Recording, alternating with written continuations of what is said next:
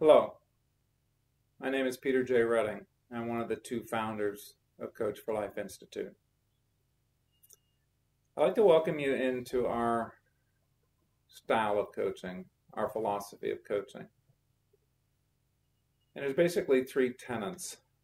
Number one is that we believe that an individual, regardless of their age, regardless of their profession, regardless of their tradition or cultural background, will not have a sense of a fulfilling life until they actually know who they are.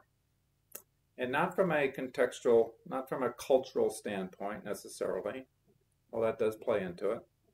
Not necessarily from who they've been told who they are or who they have to be, but to get down to what we call the core self, that deep down part of who your creator made you to be and designed you to be and to contribute to this world in a way that you only and can uniquely contribute.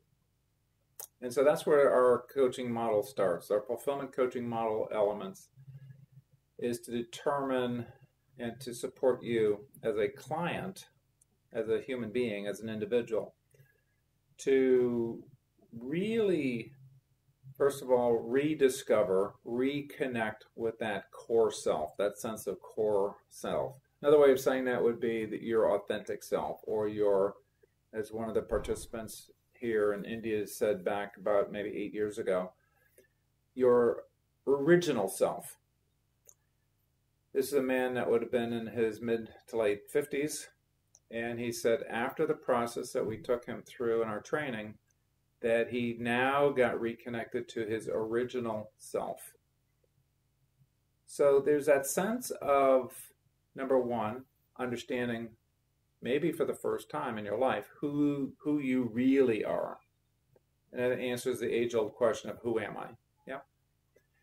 The second principle is once you know who you are, then the next issue is, am I living in alignment or in accordance with or in congruence with that sense of core self?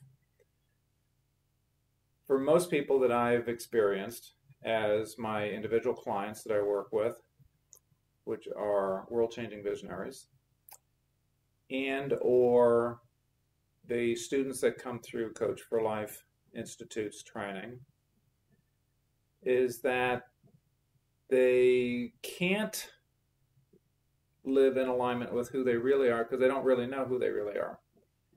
And so they're living their life in accordance with, and mostly on an unconscious level, with an operating system that was put in place early on in life. I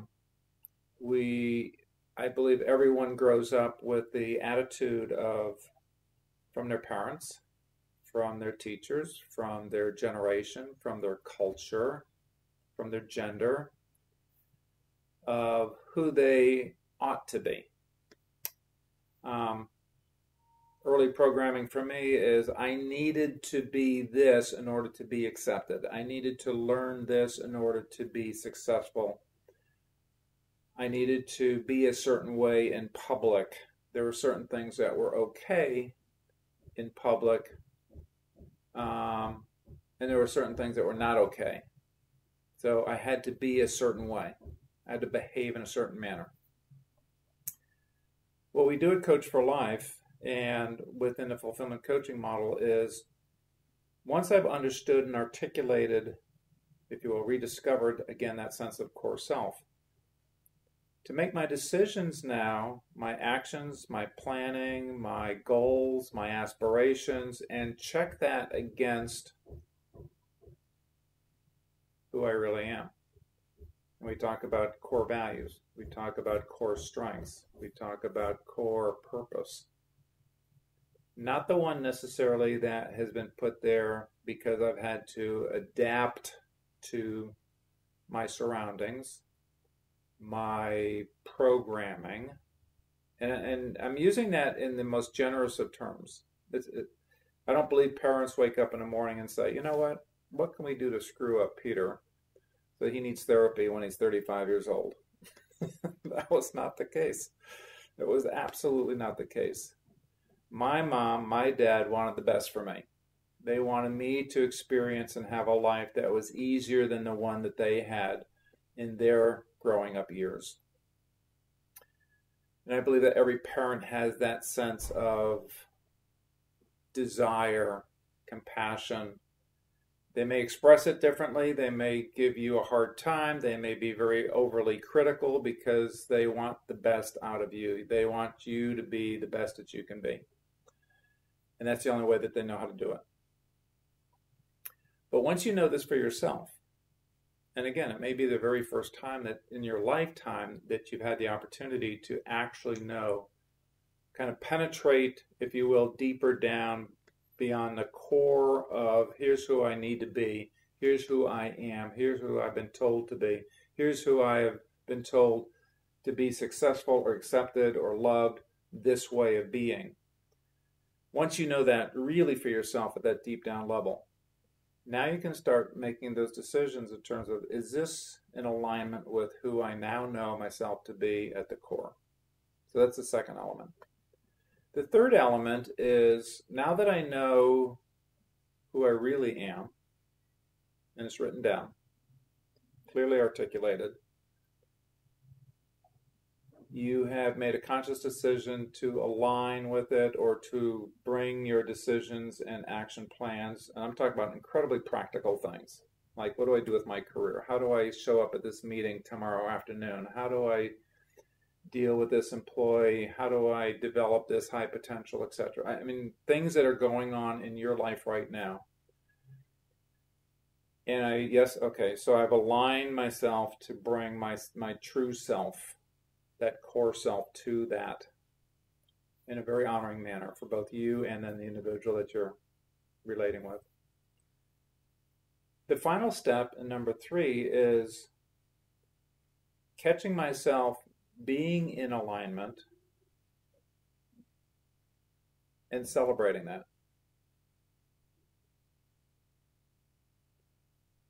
And we're going to share with you not to beat yourself up for not being in alignment or not following through as brilliantly or as magnificently as you had hoped it would come out to be, but rather catch yourself being spectacular. Catch yourself being your awesome self. Catch yourself being your authentic self.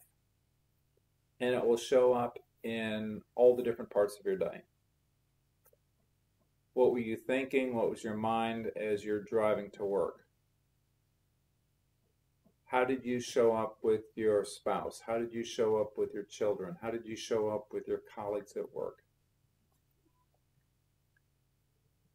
And there, I can guarantee you, there are times when you are being yourself that you don't realize you're being your authentic self.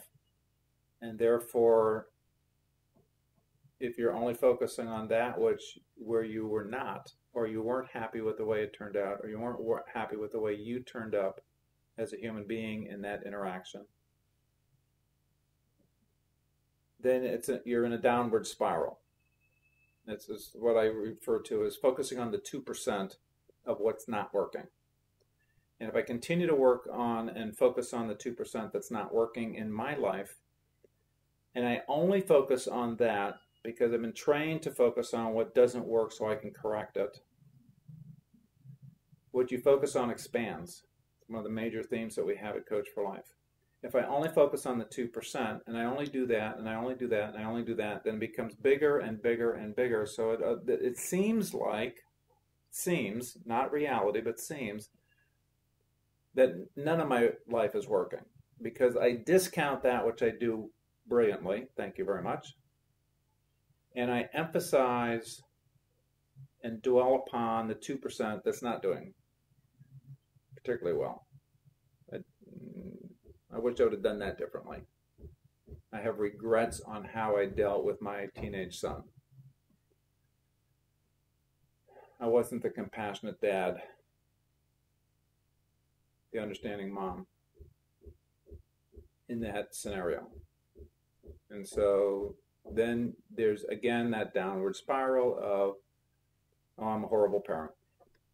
You're not a horrible parent. You're a human being parent. So with that, I will sign off for now. Have a spectacular day. If you are interested in coach training, look up coachforlife.com, and hopefully we'll cross paths in the near future. Let's call it that. From here, namaste.